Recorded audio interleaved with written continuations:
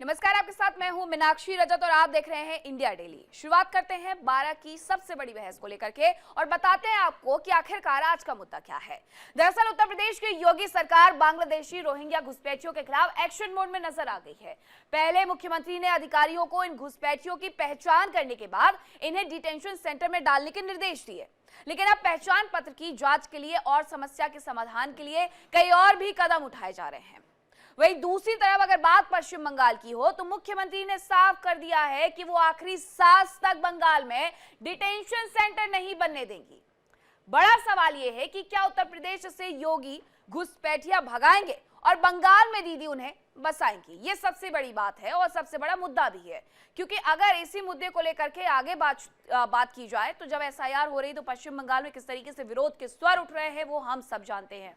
दूसरी तरफ केंद्रीय गृह मंत्री अमित शाह कहते हैं कि बंगाल की ऐसी कई सीमाएं हैं जहां पर फेंसिंग करने की हमने बार बार कहा है ताकि घुसपैठिए देश के अंदर ना आ पाए, लेकिन ममता दीदी ऐसा करने नहीं देती है। अब ममता दीदी ये भी कह रही हैं कि कुछ भी हो जाए मेरे जीते जी डिटेंशन सेंटर नहीं बनने वाले हैं। यानी उन्होंने ये ठान लिया है, क्योंकि उनके कई मंत्रियों के वॉइस ऐसे सामने आते हैं, वॉइस मैसेजेस सामने आते हैं जिसमें ये कहा जाता है दादा के पास चले जाओ, आपका चुनावी कार्ड हो, वोटर आईडी कार्ड हो यानी कि, या फिर आधार कार्ड हो, सब कुछ बन करके तैयार हो जाएगा।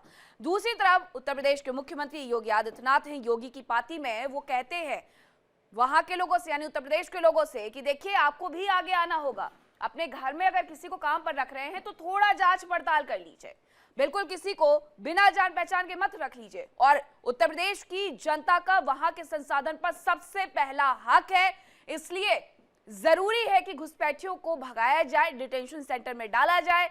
ममता दीदी कह रही है कुछ भी हो जाए डिटेंशन सेंटर नहीं बनेंगे। अब शुरुआत करेंगे चर्चा की, कौन कौन हमारे साथ मेहमान जुड़ रहे हैं। सबसे पहले आपका तारुफ करवाती हूं, हमारे साथ राम कुमार पाल प्रवक्ता है भारतीय जनता पार्टी के, जुड़ गए हैं। डॉक्टर पूजा मिश्रा प्रवक्ता है समाजवादी पार्टी की, थोड़ी देर में हमारे साथ जुड़ेंगी। जितेंद्र यादव नेता है कांग्रेस के, वो भी हमारे साथ जुड़ेंगे। राम कुमार पाल जी, आपसे मेरा सवाल यह है कि उत्तर प्रदेश में जहां योगी की पार्टी के जरिए उत्तर प्रदेश के लोगों से ही अपील की जा रही है कि उत्तर प्रदेश की जनता का सबसे पहला हक है उत्तर प्रदेश के हर एक संसाधन पर, तो डिटेंशन सेंटर बन रहे हैं। अगर किसी घुसपैठियों को जानते तो आगे बढ़िए और बताइए। ममता दीदी कह रही हैं जीते जी डिटेंशन सेंटर तो नहीं बनने दूंगी। तो एक ही देश में, ठीक है दो प्रदेश है लेकिन दो विचारधाराएं हैं, लेकिन वो देश के लिए भी नुकसान पहुंचाने वाली हैं। जी नमस्कार, अपने चैनल के और श्रोताओं को नमस्कार। देखिए, सिर्फ उत्तर प्रदेश और कोलकाता में ही नहीं हो रहा है, 12 स्टेट में हो रहा है। और कहीं इस तरह की अफवाह, इस तरह के आपको वाकयात मिल रहे हैं क्या? और उत्तर प्रदेश में भी हम अखिलेश जी की बात सुने तो 5 करोड़ लोग अभी निकलेंगे घुसपैठिया, उनका अंदाज है। और हम लोगों का अंदाज है 3 करोड़ लोग हैं। कि ये किसका किसका सब बिगाड़ रहे कार्यकाल। आज जैसे सफाई कर्मचारी सिर्फ मांगने गए, ऑपरेशन टार्च में रात में पुलिस पहुंची तो स्वयं ही भाग गए। जो सफाई कर्मचारी अधिकतर वही लोग हैं, बाहरी लोग, और कॉन्ट्रैक्टर उनके गलत पासपोर्ट, उनके गलत पहचान पत्र बना के दिए। कईयों को लोगों ने पकड़ा है गलत पहचान पत्र से। क्योंकि क्या हमारे उत्तर प्रदेश में या हमारे यहाँ रोजगार नहीं लेने के लोग हैं? हमारे यहाँ दलितों को रोजगार नहीं मिलना चाहिए? बाहरी लोग अगर उनका रोजगार छीनेंगे और सस्ते में काम करेंगे तो यहाँ के दलितों को कैसे रोजगार मिलेगा? यहाँ के छोटे लोगों को कैसे रोजगार मिलेगा? रोजगार का जरिया कॉन्ट्रैक्ट सिस्टम ही सरकार ने पहले से लागू किया है। पूरे देश में कॉन्ट्रैक्ट सिस्टम है। उस कॉन्ट्रैक्ट सिस्टम में कॉन्ट्रैक्टर आता है और बाहर के लोगों को सस्ते में नौकरियां दे रहा है, गलत पासपोर्ट बना रहा है, गलत उनके कागजात बना रहे हैं, तो सब पकड़े जा रहे हैं। और ये अच्छी बात ही है ना। एक चुनाव आयोग का काम क्या है? चुनाव की अच्छी यादी बनाए। तो उसके साथ साथ ये भी तय हो जाना चाहिए कि ऐसे कौन कौन से लोग हैं जो उत्तर प्रदेश में जमकर के बैठे हुए हैं, जिनका वहां के संसाधन पर कोई अधिकार नहीं है। डॉक्टर पूजा मिश्रा हमारे साथ जुड़ गई हैं, प्रवक्ता है समाजवादी पार्टी की। डॉक्टर पूजा मिश्रा, आपकी पार्टी का स्टैंड क्या है? योगी के साथ खड़े हुए हैं, मुख्यमंत्री योगी आदित्यनाथ के साथ, या फिर जो पश्चिम बंगाल में दीदी की तरफ से कहा जा रहा है कि डिटेंशन सेंटर नहीं बनने देंगे, उनकी विचारधारा के साथ आपकी पार्टी का स्टैंड है? किसके साथ? मीनाक्षी जी, आपको नमस्कार, साथी प्रवक्ताओं को भी मेरा नमस्कार। और आपको पता है कि आपने समाजवादी पार्टी के प्रवक्ता से प्रश्न पूछा है और विचारधारा की बात कर रही हैं। पार्टियां अलग क्यों होती हैं? विचारधाराएं अलग होते हैं। पार्टियां एक साथ क्यों होती हैं? मुद्दे जब साथ में अलाइन करते हैं तब होते हैं। तो हो सकता है कि हमारा मुद्दा किसी से अलाइन करे, विचारधारा तो हमारी जो है लोहिया जी की विचारधारा से प्रेरित हैं, जेपी जी के विचारधारा से प्रेरित हैं, तो अलग रहने वाला है। अब आ जाते हैं, हम डिटेंशन सेंटर की बात करें। मुझसे पहले भाजपा के प्रवक्ता कह रहे थे मीनाक्षी जी, 12 प्रदेशों में चल रहा है, 12 प्रदेशों में एसआईआर चल रहा है। ये नहीं चल रहा है कि घुसपैठियों को निकाला जाएगा। हम जो है इनके साथ में माननीय मुख्यमंत्री जी के साथ का समर्थन करते हुए खड़े हो जाते। अगर हमें सरकार ये कहीं दिखाई देती कि जब झारखंड में चुनाव हुआ, घुसपैठिया मीनाक्षी जी बिल्कुल शोर मचाया गया, लेकिन आप बता दीजिए कि सरकार की तरफ से या केंद्र सरकार की तरफ से कहीं पे भी एक लिस्ट जारी की गई हो कि इतने घुसपैठिए झारखंड या पाए गए बिहार, झारखंड में कहाँ और की इतने बात कर लोगों रही हैं को डॉक्टर रिपोर्ट किया पूजा आप? गया। बिहार में घुसपैठियों हाँ। की बात उठाई गई चुनाव के समय में, वहां पे आप बता दीजिए मुझे कि सरकार की तरफ से कोई लिस्ट जारी की गई कि ये घुसपैठिए पाए गए, इनको बाहर किया गया। अब उत्तर प्रदेश में चुनाव है, आपको पता है कि साल भर भी नहीं बचा हुआ है सही तरीके से देखा जाए आचार संहिता लागू होने के लिए, चुनाव है। और तब जो है फिर से यहाँ पे हो रहा है घुसपैठिया, और घुसपैठिया के बाद में आप देखिए चुनाव खत्म, फिर लिस्ट खत्म हो जाएगी। कहीं पे कोई घुसपैठिया निकलते हुए दिखे तो सही हमें। ये नौटंकी की टोर्च लेकर के जा रहे हैं। अभी भाजपा के प्रवक्ता ने कहा कि जब पुलिस गई वहां से भाग गए, तो भाई पुलिस ऐसे क्यों जा रही है कि भाग जाए घुसपैठिए? पुलिस को तो उनको पकड़ना है ना, इसलिए थोड़ा ही जाना है। अभी आप कह रहे हैं कि वेस्ट बंगाल में भाग रहे हैं, वहां पे भाग रहे हैं, तो आपका काम तो पकड़ने का है ना। आप ऐसे उनको शोर मचाते हुए जाएंगे कि हम डंका बजा रहे हैं, हम आ रहे हैं आपको पकड़ने के लिए, ऐसे पकड़ेंगे आप? आपको पकड़ने की ना तो इच्छा है, ना ही आपको किसी को डिपोर्ट करने की इच्छा है। वरना 2014 से अब तक आपकी सरकार बनी हुई है और आप 4000 बांग्लादेशियों को बाहर नहीं भेज पाए, और आप बार बार कह रहे हैं। और उत्तर प्रदेश में मीनाक्षी जी अगर घुसपैठिए पहुंचे तो कहां से पहुंचे होंगे? पहले वो वेस्ट बंगाल पहुंचे होंगे, वेस्ट बंगाल के बाद में इधर झारखंड और बिहार होते हुए तब वो उत्तर प्रदेश तब वो पहुंचे उत्तर होंगे। प्रदेश आए और होंगे। अब ये कार्यभार होना चाहिए कि आप जो है उड़ीसा, हाँ। वेस्ट बंगाल, असम, जो बॉर्डर शेयर करते हैं, आप उन पे पहले सख्ती करिए ना, वहां पकड़िए ना। आप कह रहे हैं कि नहीं हम उनको पूरा अंदर आने देंगे, हम पहले क्रस्ट पे नहीं पकड़ेंगे, हम कोर में जाकर के जब तक मैग्मा पहुंच जाएगा तब पकड़ने जाएंगे, तो ये नौटंकी है। अगर हमें घुसपैठिए बाहर दिखते हुए दिखे चलिए ठीक कि है हाँ वो डॉक्टर जा पूजा रहे मिश्रा, हैं, तो आपने हमें जो बात कही है उस पर मैं जवाब रामकुमार पाल जी से ले लेती हूँ, उसके बाद जितेंद्र जी के पास जाऊंगी। रामकुमार जी 30 सेकंड लीजिएगा और जवाब दीजिएगा और बताइएगा। डॉक्टर पूजा मिश्रा कह रहे हैं कि अचानक से ये घुसपैठिए देश के अंदर प्रवेश नहीं कर गए हैं। जहां जाके वो बात कर रही है, असम की बात कर रही है या फिर बिहार की बात कर रही है या उत्तर प्रदेश की बात कर रही है, वहां पर पहले से बीजेपी की सरकार है। घुसे कैसे और चुनावों के टाइम पर यह मुद्दा हावी क्यों? फिर में जो अवैध निकलेंगे कौन लोग है, क्या होगा वो?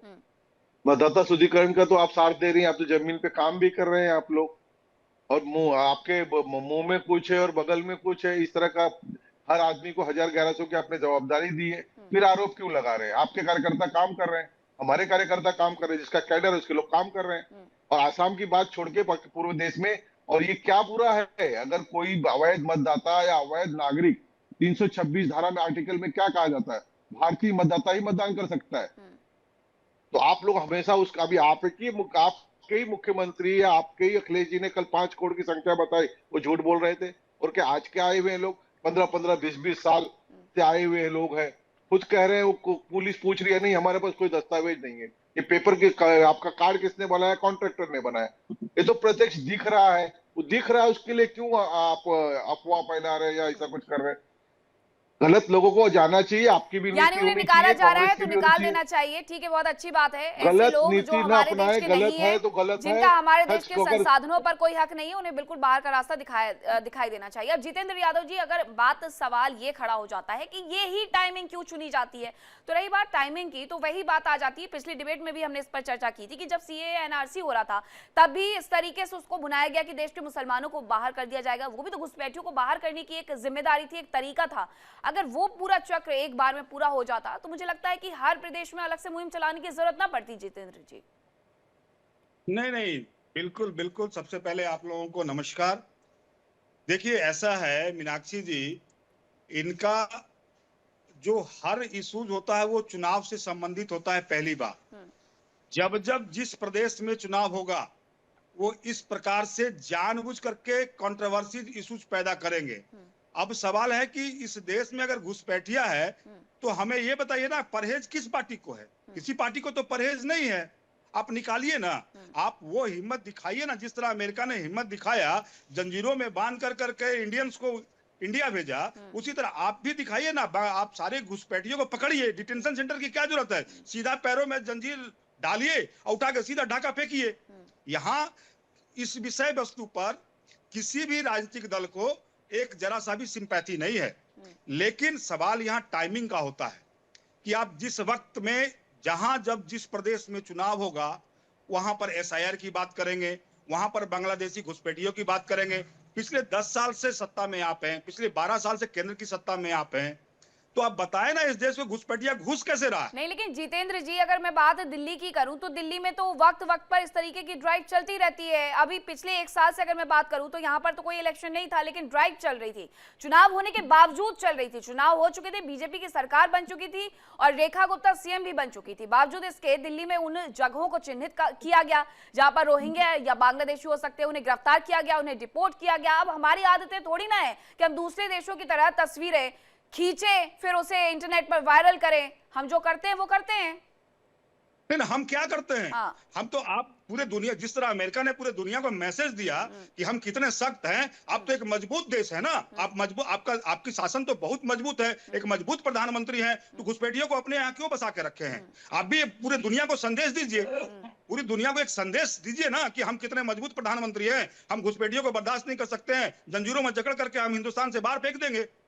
तो आप एक मैसेज तो दीजिए पूरी दुनिया को। हिंदुस्तान में ये नहीं हो पाता ना, हिंदुस्तान में यही है, इतने सहिष्णु हो गए हैं हम कि अगर हमारा दुश्मन भी सामने खड़ा है तो पहले हम उसका हालचाल पूछ लेते हैं, उसके बाद आगे की कार्रवाई करते हैं। अब डॉक्टर पूजा मिश्रा में यही बात कह रही थी कि अगर मैं दिल्ली का जिक्र करूं या फिर असम का जिक्र करूं, वहां पर भी इसी तरीके से रोहिंग्याओं को, बांग्लादेशियों को डिटेंशन सेंटर में या तो भेजा जा रहा है या फिर बाहर का रास्ता दिखाया जा रहा है। हर एक प्रक्रिया होती है, क्योंकि हमारे यहाँ तो कुछ भी होता है तो कोई ना कोई पार्टी या कोई ना कोई मसीहा बनकर सुप्रीम कोर्ट में पीआईएल तो दाखिल कर ही देता है डॉक्टर पूजा मिश्रा कि अरे इसके साथ इस तरीके से व्यवहार कर दिया गया। आपको याद होगा सुप्रीम कोर्ट की तरफ से कहा गया, एक महिला को जब बाहर भेजा जाता है तो उसको लेकर के सुप्रीम कोर्ट का वर्डिक्ट ये कहना था कि इंसानियत सबसे ऊपर है। वो महिला प्रेग्नेंट है, वो महिला गर्भवती है, उसे वापस लाया जाए, उसके बाद उसकी नागरिकता तय करिएगा। डॉक्टर पूजा।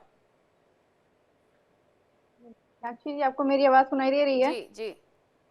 मीनाक्षी, मेरी आवाज आपको सुनाई दे रही है? जी जी। अभी आपने कहा कि आपने कहा कि जो डिटेंशन सेंटर बना हुआ है दिल्ली में, वो तो चुनाव नहीं रहता तब भी बना रहता, तब तो ये सरकार नहीं थी तब से बना हुआ है ना, आज से थोड़े बना हुआ है। उसके बाद भी, जो असम की आप वहां पर काम हो रहा था, मैंने ये भी कहा डॉक्टर पूजा। वही तो मैं कह रही हूँ ना कि नहीं, देखिए जो नौटंकी वाला कार्यभार है ना वो भाजपा सरकार की है। आप देखिएगा कि जहां जहां पे पहले से चलता चला आ रहा था, यूपीए गवर्नमेंट से चलता चला आ रहा था, दिल्ली में डिटेंशन सेंटर आज का नहीं है, वो बहुत पहले से ही है। और ये ड्राइव चलती रहती थी क्योंकि कैपिटल सिटी है, तो वो क्योंकि यूपीए गवर्नमेंट के समय में, पिछली गवर्नमेंट के समय में चलता चला रहा था, वो चलता चला आ रहा है, उस पर नौटंकी कर नहीं सकते हैं क्योंकि फिर बात होगी तो पहले भी हुआ करता था। ये जहां जहां नौटंकी करना, आपने असम की बात की ना, तो असम में तो ऑपरेशन अल्फा भी होता है, पता चलता है किसी को, और आज से नहीं, ना जाने कब से होता है। जब वहां पे आतंकवादी गतिविधि बढ़ जाती है, असम को आइसोलेट कर दिया जाता है। असम हो गया, अरुणाचल हो गया, मेघालय हो गया, नागालैंड हो गया, इनको किया जाता है आइसोलेट करने के बाद में आपको पता भी नहीं चलेगा कि जंगल में कौन सा ऑपरेशन चल रहा है, क्योंकि नौटंकी नहीं की है पिछली की सरकारों ने, वो खत्म करने का कार्य करते हैं। तो जहां जहां पे न्यू आपको दिखेगा ना कि ये कार्य इन्होंने कार्य चालू किया, वो नौटंकी करने का काम जो है सिर्फ और सिर्फ भाजपा सरकार का है। हम कह रहे मीनाक्षी जी कि हम सरकार के साथ में रहते, अगर हमें दिखे तो सही डिपोर्ट किया जा रहा है कहीं पे।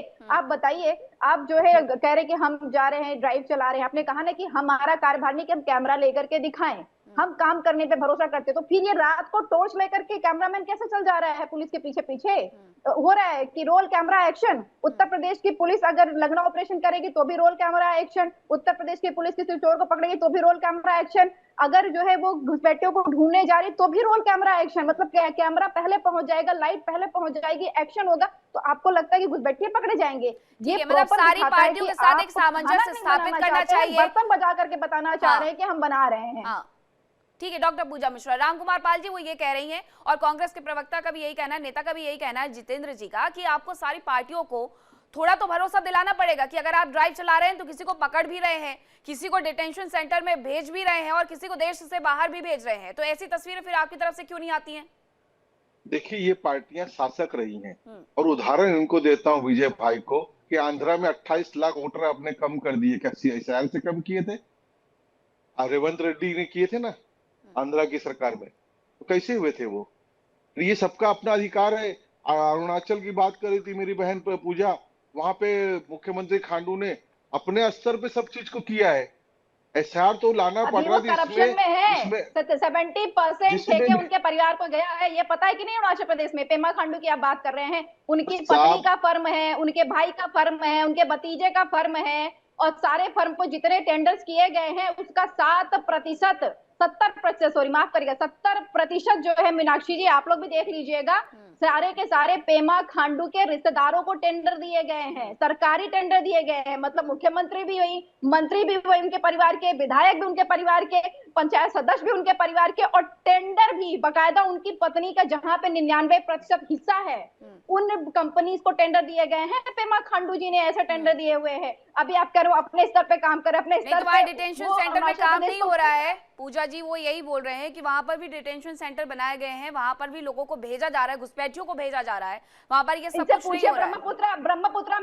ब्रह्मपुत्रा नदी के जो किनारे किनारे हैं, वहां पे जो है शियांग दियांग कहते हैं, ब्रह्मपुत्रा नदी जब एंटर कर रहे होते हैं वहां पे अरुणाचल प्रदेश में, उनके किनारे पे जो बसे हुए हैं, जंगल को बाहर से दिखता है खूबसूरत, अंदर काट दिया गया हुआ ठीक है, है। और जो चल रही वहां पे तस्करी कौन देख रहा है? हाँ। कहाँ रखा हुआ है? बिल्कुल सही सरकार बात को, है। इनकी सरकार पूरा बिल्कुल लूटो, सही बात है। घसीटो, कांग्रेस बेच के डालो, वक्त में, यही चल रहा है। कांग्रेस के वक्त में छत्तीसगढ़ में एक जंगल को बचाने के लिए लोग राजधानी तक पैदल चले गए, वो भी किसी को नहीं दिखा, वहां जंगल कट गए, वो भी किसी को नहीं दिखा। अब राम कुमार पाल जी जरा ये अब बताइए, इसका नहीं, मतलब मुझे- दिखाने वाली जो राजनीति है, कांग्रेस ने इमरजेंसी लगाया था, फिर तो लगा नहीं, हो नहीं, इमरजेंसी भी। डॉक्टर पूजा यही मिश्रा, किया देखिए जाएगा। खबरें अगर आप नहीं, लिंक देखिए करेंगी तो मीनाक्षी बहुत जी, सारी खबरें अगर लिंक हो आप जाएंगी, पूर्वक की बात या तो आप करेंगी मुद्दे फिर पर तो बने पूर्वक में रहिए। जो है कांग्रेस ने इमरजेंसी लगाई हुई थी, फिर तो हम डॉक्टर साथ बैठ जाएं। पूजा लेकिन मिश्रा, तब भी नहीं, हम साथ देखिए, पूजा मिश्रा, आज भी हम चीखने बैठेंगे। चिल्लाने से सत्य दब नहीं जाता। आपने बोला नहीं, आपको एक फैक्ट की काउंटर बात मिला, करिए ना, मैं भी वही कह रही हूँ हाँ। कि पूर्वक की बात करने से वर्तमान का गलत सही नहीं हो जाएगा। बिल्कुल नहीं हो जाता, और अगर ये बहुत पूर्वक की पुरानी बात बात करते नहीं हैं, मैं बता रही वर्तमान हूँ। का गलत कांग्रेस सही की नहीं सरकार होने को वाला है। वहां से टाइम नहीं हुआ है। डॉक्टर पूजा मिश्रा देखिए, मैं एज अ मॉडरेटर यहाँ पर खड़ी हुई देखिए। हूँ, आधी अधूरी दर्शकों को जानकारी नहीं दे सकती हूँ, तो मुझे आप पूरी जानकारी देने दीजिए, या फिर एंकरिंग भी आप कर लीजिए, है ना। अब राम कुमार पाल जी, मुझे इस बात का जवाब चाहिए आपसे कि इनका ये आरोप है, आप सीए एनआरसी जब करते हैं तब भी यही जवाब उठता है, तब भी उसको इस तरीके से बुनाया जाता है कि आप मुसलमानों को देश से बाहर करना चाहते हैं, तब ये किसी को ख्याल नहीं आता है कि रोहिंग्या और बांग्लादेशी हमारे देश में हैं। लेकिन अब जब आप बाहर का रास्ता दिखा रहे हैं तो अब इलेक्शन आ गए। अरे इलेक्शन आए हो या कुछ भी आए हो, प्रदेश की भलाई में अगर कोई सा काम हो रहा है तो उसमें तकलीफ क्यों फिर? देखिए, मैं ओजस्वी प्रवक्ता जो है पूजा मिश्रा जी, इन्होंने बहुत सही बात की। परिवारवाद किसका है? आप में परिवारवाद नहीं है? एक घर परिवार के 38 लोग, तो ब्लॉक प्रमुख से लेके विधायक, मंत्री और एमपी किस पार्टी के हैं? आप ही की उदाहरण है ना। आप भी तो परिवारवाद की उसी चीज से आ रही है। आज भी आपके संसद में कितने परिवार के मंत्री हैं? आप ही के परिवार के मंत्री। बताइए ना, ठीक है, ये आप जो रामकुमार जी, परिभाषा डॉक्टर पूजा सिखाना मिश्रा, चाह प्लीज आप रहे विषय हैं, पे रहिए, ये पहले आप तो ही की बहुत कम वक्त समय होता है। अब आप- मुझे ये बताइए राम कुमार पाल जी कि अगर डिटेंशन सेंटर बनाए गए हैं तो कितने लोगों को वहां पर भेजा गया है, और कितने लोगों को देश से, उत्तर प्रदेश से खास करके बाहर का रास्ता दिखाया गया है, ये जरा आंकड़े दीजिएगा।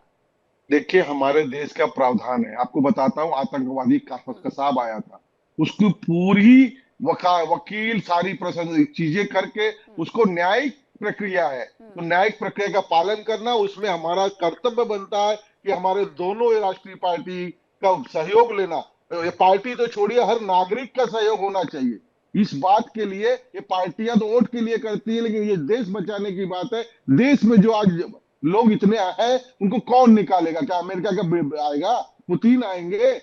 जेलेक्सी आएंगे? अरे हमारा ही देश है, हम ही को करना पड़ेगा। क्यों पार्टियों पर निर्भर रहे? देखो, संस्थाएं हैं, लोग हैं, सबका कार्य है। और मैं अपील करता हूं आपके श्रोताओं से कि जो व्यक्ति है अपने सुधार करे इस नीति के तहत, और शुद्धिकरण में साथ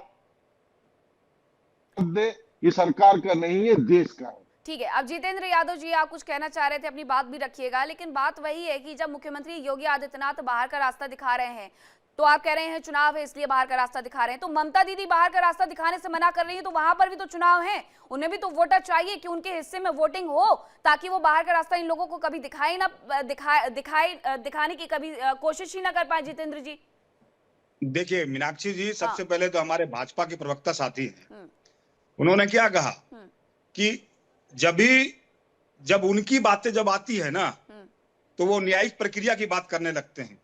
जब उनकी पक्ष की बातें आएगी और जब उन्हें अपनी बातें जबरन करवानी होगी, तो आप हिंदुस्तान यह देख रहा है कि तमाम संस्थानों का किस प्रकार वो इस्तेमाल करते हैं। इसमें कोई किंतु परंतु नहीं है। अभी वो न्यायिक प्रक्रिया की बात कर रहे हैं।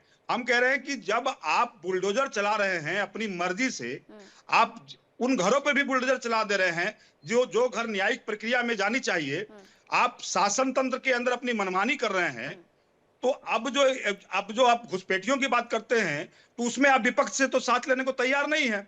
आप अपनी मर्जी से कर रहे हैं, तो जब अपनी मर्जी से कर रहे हैं तो देखिए आप लोगों के समय घुसपैठिया आपके यहाँ पड़े हैं उसको देश के सामने लाइए तो सही। पहले कितने घुसपैठिया आपके भाई आपके उत्तर प्रदेश में कितने घुसपैठिया हैं, पहले ये तो बताइए ना। आप कैमरा लेकर के, आप फोटो लेकर के, आप लोग नहीं थे, दुकान चमकाने के लिए जाते हैं। सांसद नहीं थे, विधायक नहीं थे। ऐसा है ठीक है, अंसारी लोग के समय क्या कर रहे थे आप लोग भाई साहब? क्यों आरोप लगा रहे हो? आज विषय है मतदाता शुद्धिकरण का, उसमें आप साथ दीजिए, देश का साथ निभाइए।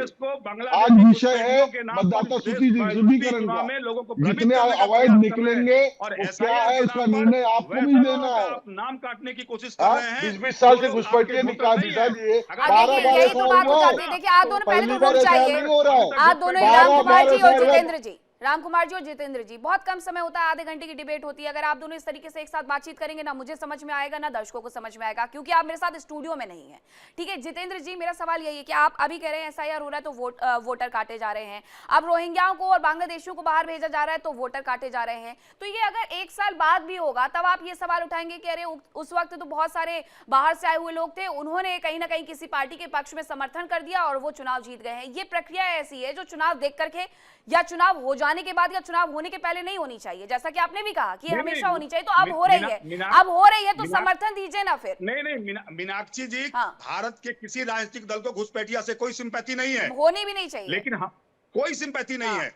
लेकिन सवाल यहाँ उठता है कि अगर इतने बड़े स्तर पर अगर घुसपैठिया अगर भारत के अंदर घुस रहे हैं तो निश्चित तौर पे कहीं ना कहीं केंद्र सरकार की विफलता है। लेकिन फिर भी अगर आपकी मंशा सही है, तमाम सत्ता पक्ष और विपक्ष को लोगों को साथ लेकर करके इस मुद्दे पर एक साथ आए, और हमें लगता है कि सही नहीं है। जितेंद्र जी समझिए, ये जो राजनीति है ममता दीदी की, वो देश के लिए कितनी ज्यादा खतरनाक है। डॉक्टर पूजा मिश्रा आप भली भांति जानती हैं, आप ये जानती हैं कि जो पश्चिम बंगाल में हो रहा है वहां पर जब एसआईआर होती है तो देखिए कि रोड के किनारे, रेलवे के किनारे हजारों की संख्या में वोटर आईडी कार्ड पड़े हुए हैं, हजारों की संख्या में आधार कार्ड पड़े हुए हैं। वहां पर जब एसआईआर हो रहा है तो लोग अपना सामान गट्ठर बांध करके पहले ही देश छोड़ने के जाने के लिए तैयार है। और ऐसे में ममता दीदी ये कह दें कि बंगाल में नहीं बनेगा डिटेंशन कैंप, तो ये राजनीति कितनी ज्यादा बंगाल के लोगों के लिए बुरी हो जाती है और देश के लोगों के लिए बुरी हो जाती है। डॉक्टर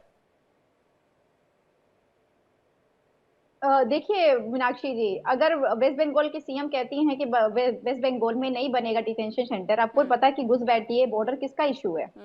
ये तो केंद्र सरकार की इशू है ना। ममता बनर्जी के कहने ना कहने से, कहने ना कहने से कोई फर्क पड़ता है? अगर ममता बनर्जी जी कल को कह दे कि हमें डिप्लॉयमेंट नहीं चाहिए, बॉर्डर पे कोई भी आर्मी फोर्सेस डिप्लॉय नहीं होंगे, कोई बैरिकेडिंग नहीं लगेगी, कुछ भी नहीं रहेगा, तो क्या नहीं होगा? मतलब आप जो है, अगर वो कह रही है गलत, आपको लग रहा है गलत है, तो आप एक्शन लीजिए। भाई केंद्र सरकार है, जब देश की सुरक्षा का सवाल है उस पे आप गिरी हुई राजनीति करना बंद कर दीजिए। अगर जो है डॉक्टर पूजा मिश्रा कुछ ऐसा कह रही है, मीनाक्षी कुछ ऐसा कह रही है जो देश हित में नहीं है, जो देश को थ्रेट क्रिएट करता है, तो उस पे आप नौटंकी मत करिए। आप बजाइए धारदार एक्शन लीजिए, किसको रखा हुआ है आपको, लेकिन आप एक्शन लेना नहीं चाहते हैं। क्यों? क्योंकि आपको प्रोपोगंडा, आपको नेगेटिव इमेज शो करना है ना, आपको नेगेटिव पॉलिटिक्स करना। डॉक्टर पूजा मिश्रा देखिए, अगर पश्चिम बंगाल की बात होती है या पूर्वोत्तर की किसी भी राज्य की बात होती है कि नेगेटिव प्रचार बंद होना चाहिए कोई भी पार्टी। ठीक है, डॉक्टर पूजा मिश्रा का इंटरनेट जरा फ्रीज हो रहा है तो मैं अब जा रही हूँ राम कुमार पाल जी के पास। डॉक्टर पूजा मिश्रा देखिए, मैं ये कहने की कोशिश कर रही थी कि जब बात हम पश्चिम बंगाल की करते हैं या बॉर्डर के किसी भी राज्य की करते हैं, जो इंटरनेशनल बॉर्डर हम शेयर करते हैं, फिर वो पाकिस्तान के साथ करते हैं, बांग्लादेश के साथ करते हैं या म्यांमार के साथ करते हैं, ये ऐसे सेंसिटिव बॉर्डर होते हैं जहां पर बीएसएफ की तैनाती ये बताती है, ये सुनिश्चित कर दी कि कोई भी घुसपैठिया ना घुस पाए। लेकिन बात पश्चिम बंगाल की करूं तो पश्चिम बंगाल में ऐसी बहुत सारी जगह हैं जहां पर आधा तालाब इंडिया में है, आधा तालाब बांग्लादेश में है। अरे वहां पर आप कैसे कर लेंगे? और वहां जब बात फेंसिंग की होती है, राम कुमार पाल जी तो दीदी ये कह देती हैं करेंगे। वही मैं बता रही हूँ डॉक्टर पूजा मिश्रा, वही मैं बता रही हूँ। अगर आप शुरू में अगर आपने शुरू में सुना होता डॉक्टर पूजा मिश्रा, तो आप समझ जाती कि मैं क्या कह रही हूं। मैं यही कह रही हूं कि केंद्रीय गृह मंत्री अमित शाह के द्वारा ये वक्तव्य दिया गया, उनकी तरफ से ये बताया गया कि 1200 किलोमीटर की एक ऐसी लाइन है जहां पर फेंसिंग की आवश्यकता है, लेकिन ममता दीदी वो करने नहीं दे रही हैं, वो जिद लगा करके बैठी हुई हैं। तो अब राम कुमार पाल जी, अब दोनों सिचुएशन में कैसे डील करिएगा कि एक मुख्यमंत्री है जो कह रही ना डिटेंशन सेंटर बनेंगे ना फेंसिंग होगी, जो आ रहा है उसे आने दो और जो जा रहा है उसे भी जाने दो। देखिए, ये सदन में गृह मंत्री जी ने कहा था, तो वहां तो सदन में झूठ नहीं बोला जाता इन लोगों के जैसा। लेकिन अगर वो चीज को मानेंगी तो अच्छा है, देश के लिए बात कर रहे हैं हम किसी पार्टी के लिए बात नहीं कर रहे। आपको जानती होंगी कि उनके ही वोटर ज्यादा, अधिकतर वो एक तरफा वो हिंदुओं को वोट करने नहीं देती हैं, लेकिन उनके लिए कभी ये लोग नहीं बोलेंगे। कितने हिंदू वहां से आसाम और इस क्षेत्र में चले गए, उसकी जानकारी होगी, लेकिन नहीं मुंह खोलेंगे सभी लोग। ये लोग उस तरह की बातें नहीं करेंगे जो हिंदुओं के हित की हो। ठीक है अभी राम अभी एक कुमार बड़ी पाल जी, मैं आपको यहीं रुक रही हूँ। आप तीनों का बहुत शुक्रिया मेरे साथ इस चर्चा का हिस्सा बनने के लिए। वक्त बस इतने की इजाजत देता है।